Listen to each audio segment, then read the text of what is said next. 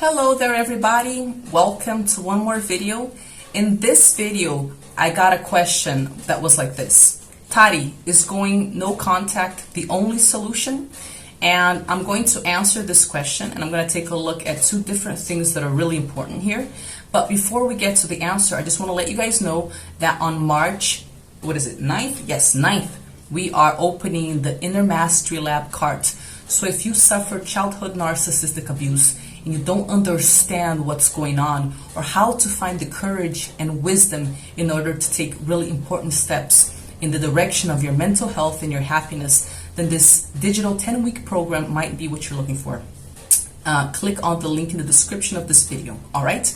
Another thing, guys, I'm accepting questions, so if you want to send me your specific situation and you want me to do a video answer for it, then there's also a link in the description of this video and you can participate in Ask TARY. I love your questions, send them to me. And the last thing I want to tell you guys about is that I have an all-English Instagram account and it's Tariana Rocha. Everything together, just Tariana Rocha. And on Facebook as well, tariana.rocha. You guys can finally follow me in English. So having said that, let's get to the question. TARY, is going no contact the only solution? Well, this was the only question that I received. There wasn't any more information. So I don't know if you mean that going no contact might be a solution for your mental health, or if you're asking whether there's another option in terms of bettering your relationship with your mom, right? So I'm gonna talk about these two different things. Now, I understand that some of you guys are co-parenting with a narcissist. So we're not talking about narcissistic moms here, but you're in a situation where you can't really go no contact. And even if it is a family member, there might be a number of issues that at the moment are preventing you from going no contact, even if it is what you want. And I want to validate that that is always a very personal decision, all right? And you can't really force another person to cut ties with their family if they're not prepared for it, because it is a quite traumatic process, to be honest. And even though it is a quite traumatic process, it might be the only solution for you depending on your situation, all right? Having said that, the very first thing that I want to make abundantly clear is that going no contact with a narcissist is not going to clear up your mental issues. It's going to make your life easier. It's going to make you not to have to deal with someone who's basically gaslighting and draining your life energy 24/7. Of course, this is a lot better. But the thing is, if you were raised by a pathological narcissist, then the way you were taught to view yourself and to view reality is distorted. It's limiting and it's based on someone else's pain. And if this other pain had a lot of pathological narcissistic traits in it, then your mother, your father specifically taught you things about yourself that were not true, and that only served for you to be a perfect source of narcissistic supply for them. So because of this, regardless of whether you're low contact, no contact, or whatever with your parents, you're gonna have to do the inner work. Even if you cut ties and you haven't seen them in 10 years, you're gonna have the depression or the anxiety disorders, or God knows what else you have, the psoriasis, the autoimmune diseases that act up, if you still have the same toxic thought patterns that you absorbed from your parents. So that's the first thing. You will repeat toxic patterns unless you understand that you need to do the inner work. So find a therapist that you identify with that has information on this subject. Find some traditional or alternative form of therapy that you really like and that speaks to you, but do the inner work, okay? The other thing that I want to say is that particularly when we have a very distorted self-image, we don't really know who we are, we might have made all sorts of choices regarding who we have relationships with, what career we choose, where we live, what we wear, that don't really reflect our true desires. So part of healing for you is going to involve discovering what you actually want in each situation by asking yourself, what do I like about this area of my life? What don't I like? And also asking yourself, what is my purpose in this area of my life? So let's say you have relationships. You just discovered about pathological narcissism, and you're kind of in shock. You discovered all these things about your parents, but then you realize that you have toxic relationships, that you have friendships that are pretty toxic as well. So what you want to do is, in every single area of your life, get into the habit of asking yourself those three questions. What do I like? What don't I like? And what is my purpose here? So for example, if you've discovered that your parents aren't the only toxic people in your life, that you have some pretty toxic relationships as well, identify why they're toxic. Like, oh, I can't be myself, I have to walk on eggshells, this friend of mine only demonstrates interest in anything I say when it's something that she's also interested in. Identify what you do like, or what the opposite of what you don't like would be. So for example, if your relationships now are relationships where you can't be yourself, well, what's the opposite of that? That would indicate a healthy relationship, a relationship where you can be spontaneous, where you can be yourself. And ask yourself in each area of your life what your purpose is. So for me, because I had some very serious issues regarding bonding with people, I had some very serious social problems. I didn't have social skills. I was socially isolated for many years. And I know that one of my greatest purposes in life is to learn how to have healthy relationships. So once you identify why you're actually doing things, you're a step closer to making decisions that are aligned with what would be healthy for you, instead of making decisions from that space in your mind that has a completely distorted image of what is and isn't possible for you based on your mom or dad's pain. Consistently focus on what incites desire in you and inspires you to go for the long run. Listen, narcissistic parents feel chronic envy, chronic jealousy towards their children because they experience psychological death when they see someone else full of life, full of desire, full of light. It really bothers them. And so this means that in order not to lose your parents' approval and love, you probably got into the habit of denying your own desires or pushing them away, disowning them. So get in touch with them, figure out what your desires actually tell you about yourself, what lights you up, and start consistently making decisions that will create opportunities in your life for you to experience those desires regularly. This is going to give you mental health. Actively ask for and seek out what I call sacred relationships. So for example, it's what I just said before. Many of us that came from toxic family environments have no reference of what a healthy relationship would look like. Now, it's really important that we realize, even if you have schizoid or avoidant tendencies, and I get it, been there, done that, and you've convinced yourself that people are never going to exist in your life, it's essential that we all realize that human beings are social creatures, and that the way that we see ourselves even is dependent on the eyes that we have around us and how they are seeing us. So this is so true that the eyes that were upon you when you were a child were very sick eyes, and they could only see distorted things, and this influenced the way that you see yourself and the way that you see what is and isn't possible for you to this day. When we actively seek out people who are loving, who want us to have individual thriving lives, who get excited about what excites us, who validate our crazy dreams, we need these people to also validate those parts of us that have been disowned, disenfranchised since childhood. So I do not recommend, even though it seems like it's a completely lonely experience, I don't recommend going no contact or low contact and then just being in isolation. I recommend that you see this as a way of updating the sort of relationships you have and the qualities of the people that you allow to exist into your life. If you have one healthy, sacred relationship where you can be yourself, where you have healthy boundaries, you can express your needs, and the other person has the same sort of liberty, this can heal so many past traumas. Also, you know what? One of the things that I see for children of narcissists is oftentimes they're like 30, 40, 50, or even 60 years old, and they feel like it's too late. They've discovered too late, and their life has passed them by, and they're filled with anger towards their mom and also towards themselves because they keep demanding that they should have known better. And it doesn't work like that, you know? And the more you take time to just beat yourself up because you weren't strong enough, you weren't smart enough, you weren't this or that enough back then, the longer it's going to take for you to reclaim your life.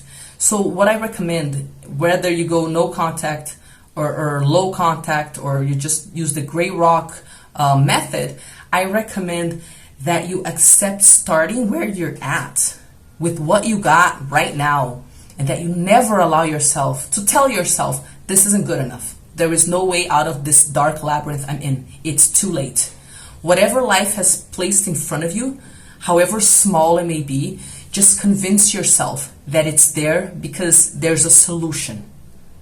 There's a way out, and find out what it is. There's nothing in your life that's too small, that's too wrong, that you can't work with it in order to take steps to go to the next level. Don't waste time beating yourself up. That was already done, okay? Do it differently. Except starting where you're at right now. Also, if you're still interacting with the narcissist, then just spend as little time as possible. And you can just use basically your physiological reactions, your emotional reactions, to gauge how long you can spend with the narcissist. As we know, being just near people like this is emotionally draining. So how much can you take? Be honest with yourself, and don't try to be a good child or avoid being an ungrateful daughter, ungrateful son. Just observe what the level of panic, depression, and fear and horrible sensations inside of you when you're near your mom or dad tell you about what isn't sustainable when it comes to how much contact you have with them. So respect yourself. Get that information from inside of you and take that seriously, above what society tells you you're supposed to do, above what your parents tell you what you're supposed to do. Because your body and your psyche know what is healthy and what isn't healthy for you much more than anyone outside of yourself, including your mom. Now, these are some steps that you have to take in order to guarantee your mental health, okay, regardless of whether you go low contact, no contact, use the gray rocks method or whatever. Now, if you want to know if going no contact is the only solution for your relationship with your mother, well, it depends on her level of narcissism. So, as we know, most of us aren't going to get an official diagnosis. We don't know if our parents have narcissistic personality disorder or not. We're just a bunch of people online trying to figure out why all of those unexplainable things happen in such a painful way and why we're never good enough, right? So what we got to work with here isn't trying to get an official diagnosis, because that's not going to happen, most likely. But you do need to figure out what the level of narcissism that your parents have is. So narcissism happens on a spectrum. There is something called healthy narcissism. And you can even have less narcissism than you need. This also causes emotional problems. So, we have people who are in the beginning of the spectrum who have very little narcissism, they need more. People who are in the middle of the spectrum that are healthy narcissists. And then we have people towards the end of the spectrum, and these are the people that, whether they would officially be diagnosed with a personality disorder or not, they have pathological narcissistic traits. And you want to figure out if they're just traits or if these are such rigid patterns in the person's personality that basically it's hopeless for you to try anything, try to better the relationship. So now that I've been working on this subject for a few years, I've noticed a few things.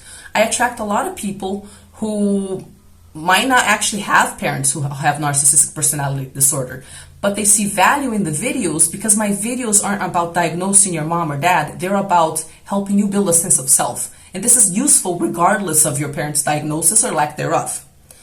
But these people, amongst these people, there are people whose parents are not pathological narcissists. They have traits.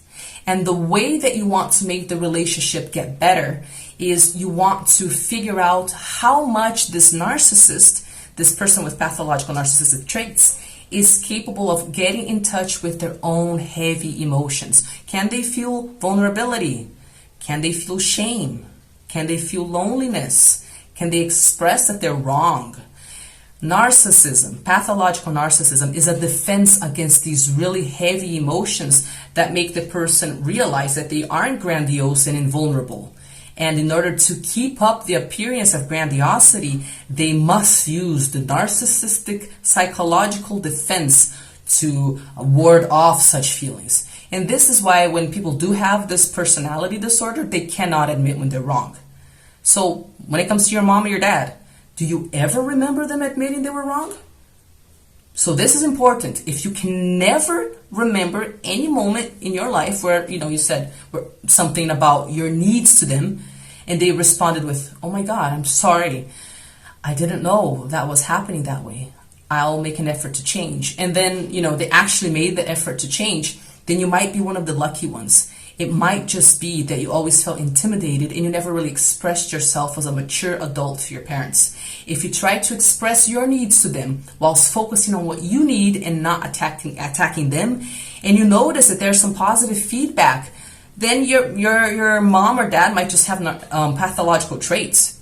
And if allowed to develop empathy, if allowed to focus on the importance of the relationship and how they have a special place within the relationship, narcissists who have just traits of pathological narcissism can actually move down further to the center of the spectrum, right? Because narcissistic traits, they can become more pathological or less pathological based on a number of events, such as trauma. If someone who had narcissistic traits loses a loved one who was a great source of narcissistic supply, they might spiral out of control and become quite pathological and quite rigid in their way of thinking. But if someone who has narcissistic traits is stimulated to feel empathy for other people, to understand the other person's side of the story, this empathy reconnects them to humanity and they can slide back down to the middle of the spectrum. Again, we are not talking about people who have a personality disorder. If this is the case, then you're not going to have any sort of positive feedback from them at all. So if you tried to talk to your mom or to your dad, and you saw whether or not they're capable of admitting that they're wrong, I would also suggest that you observe your body. Like I said before, observe your emotional reaction. Instead of trying to be a good daughter or a good son, just ask yourself, like from 1 to 10, how painful is it to be in the presence of your mom or in the presence of your dad? How do you feel when you're not near them? Just be honest with yourself. What is it that you want deep down inside? And then, before we log off, I want to leave you guys with an important question. Narcissists, they will stimulate emotional codependency and also dependency in order to keep everybody in the family unit all tied up and enmeshed together and incapable of breaking apart and being individuals. So what this means is that oftentimes when you receive certain things from the narcissist, validation, money, attention, I forgot the word, my God, advice, there is a price to pay. That actually creates a debt that is unpayable because you never know when it's going to be charged and how much is going to be charged and when you're going to be free of the debt. So my question to you is, what is it that keeps you tied up with the narcissist? What keeps you connected to them? What keeps you from breaking free? What is it that you're receiving from them that is still worthwhile? Is it the money? Is it because you're afraid of being alone? So the toxic company they offer you, it's crappy, but it's better than your horrible fear of loneliness. Is it some sort of validation? Does your mom pay your credit card bill? Is it fear of growing up? Is it fear of growing up? Is it comfortable for you to still be in touch with your narcissistic mom or dad? Because whilst you are under their wing, you have someone to blame. But if you break free and you find that life is still difficult on your own, then what? So let me know in the comments what you have to say about this question. And also let me know if you have any other questions so I can make a video for you in the Ask TARY series. Just click on the link in the description of this video. Also, follow me on Facebook, Tariana.Rocha, or on Instagram, Tariana Rocha, all together. I will be happy to interact with you on those profiles. Yay, you can finally follow me on English. And again, the Inner Mastery Lab card is opening on March 9th. So be part of our community. If you feel called to do this work with me and you identify, then this might be the moment for you. So that's it, guys. See you around.